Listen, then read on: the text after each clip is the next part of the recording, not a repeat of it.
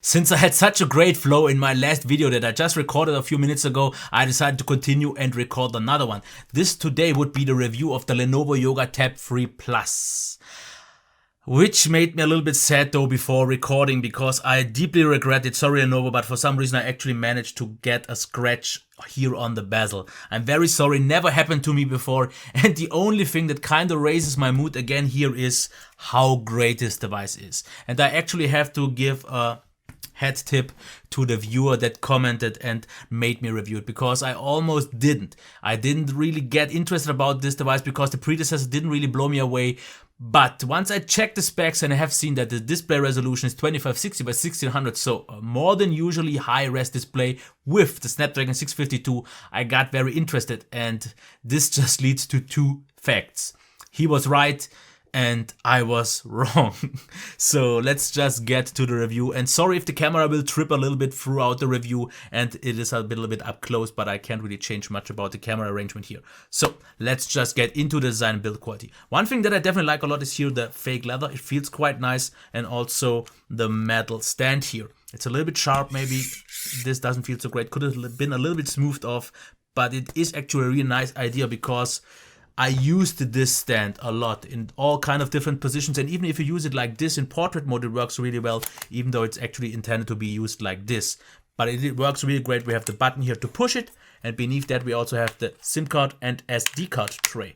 So nice to see here. We have the camera here as well.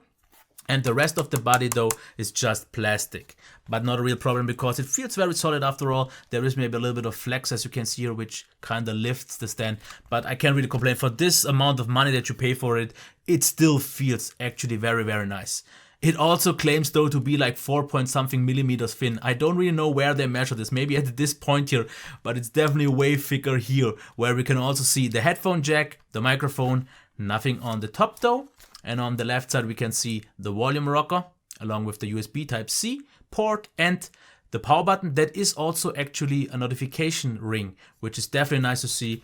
The bezels, yes, maybe not the thinnest ones, especially also a little bit weird to hold in landscape with the bulge here. But I have to say the speakers definitely make up for it, and this beautiful display. With over 600 grams, it's definitely not the lightest one and definitely not the easiest to hold one, but believe me, it makes up for this, especially with the one thing that I already want to go into it, that is the display. Because we have a 10-inch display with a resolution of 2560 by 1600, 16 by 10 ratio, and it is a really actually high quality display because it can get very bright, the viewing angles are stable, and white point already from the out of the box is set pretty much perfect. A little bit maybe warmer sometimes, but a little bit sometimes colder, so actually maybe so good that I sometimes get a little bit tripped. Black, very solid, nice amount of IPS glow, so not too much. And the only thing that I would maybe have to just complain about is not the calibration itself, because it is actually very accurate and very natural, and it's absolutely nice to watch videos, but we don't have any sort of option to change the saturation, which is weird because many Lenovo devices already offer this option, but it's not available here, because I personally would have just wished for, sometimes at least in the browser or in Google Plus, to have a little bit more saturation. But like I said, I can't really complain about this because it's something that I would just wish to have, but the display is calibrated nice. It is a high quality, really great display. So let's talk about the big highlight here on the front, the speakers here. And I won't even use it at 100%, just 80%, not to trip off my microphone. So let's check the demo.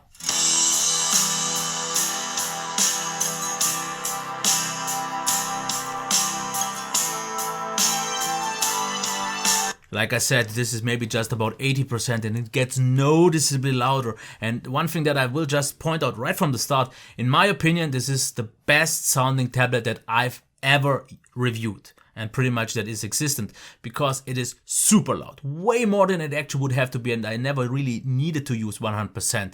And it also sounds great. I will show this later on in the software part, because we have the Dolby software.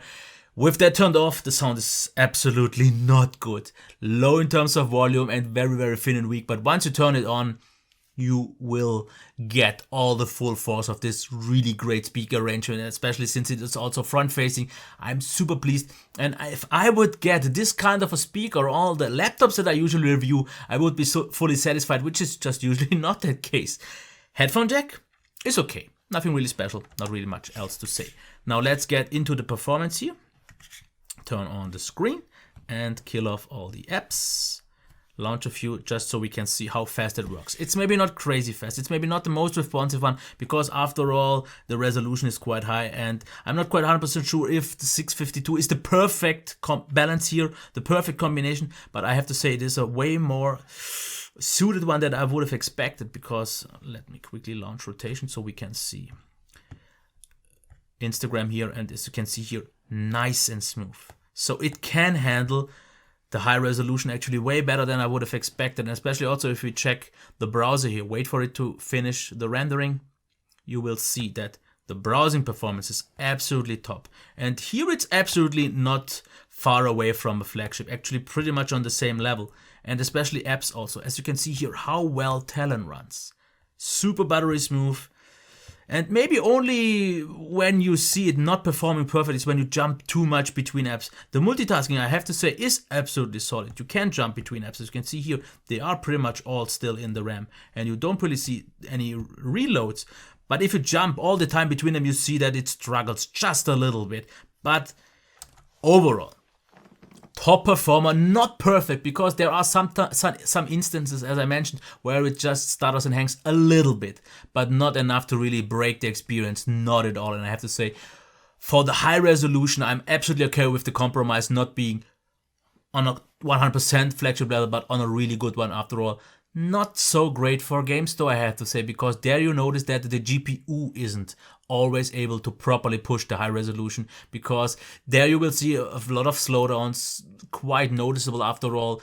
The frame rates on its own are still absolutely moderate, okay on every pretty much regard, and even a little bit more demanding games, but it will be noticeable. The SoC doesn't really throttle though, which is nice. Even though it gets a little bit warmer, it's still efficient enough to deliver you the pretty much same amount of performance all the time.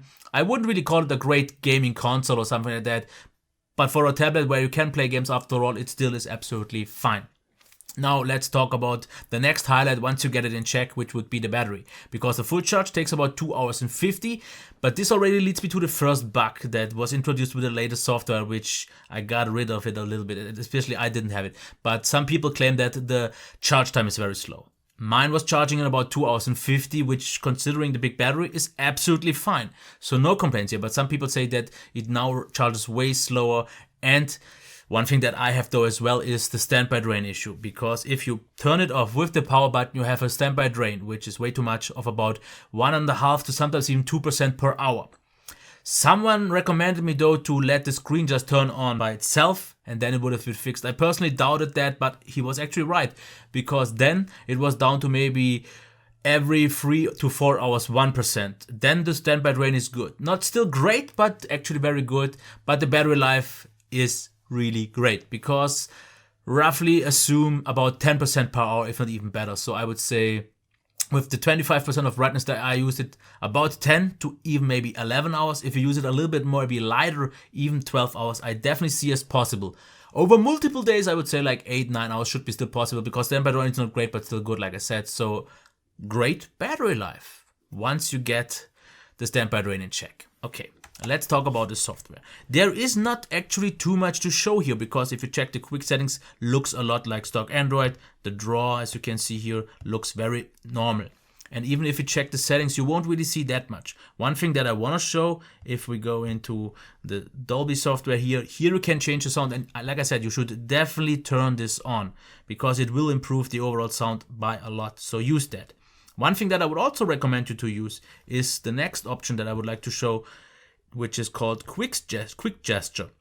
Because what this does is, if you here on the left side swipe towards the left, it is kind of the back button.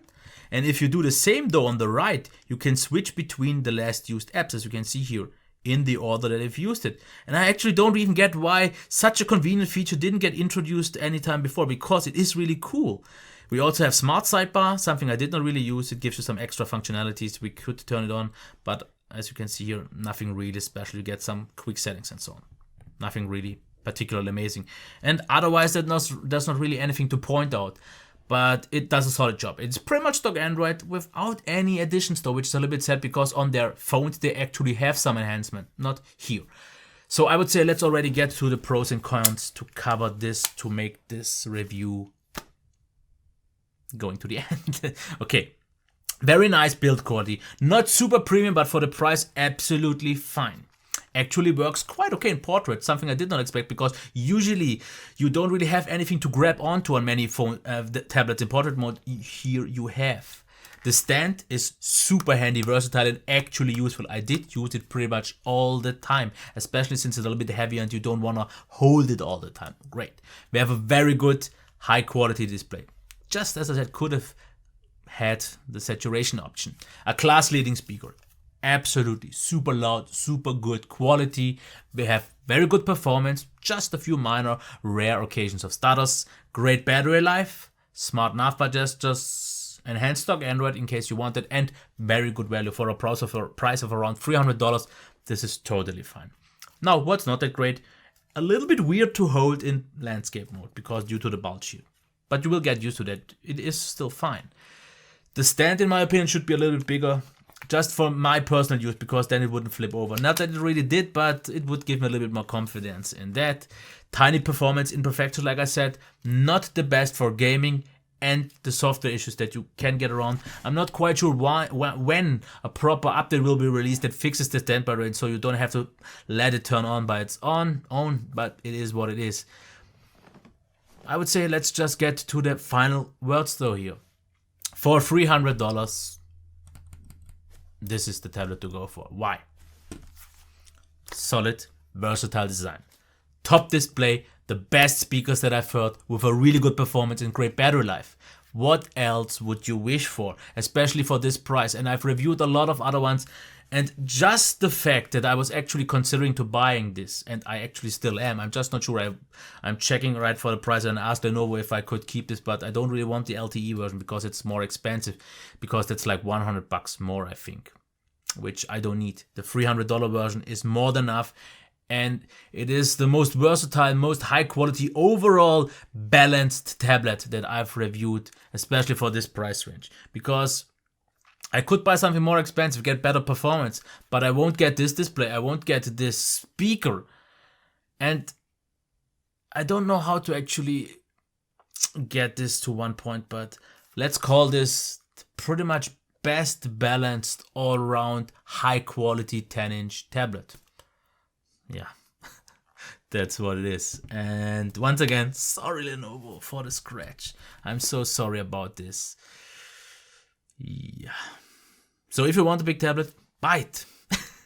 Until next time, bye. And don't forget to maybe like, subscribe, and leave a comment. Now.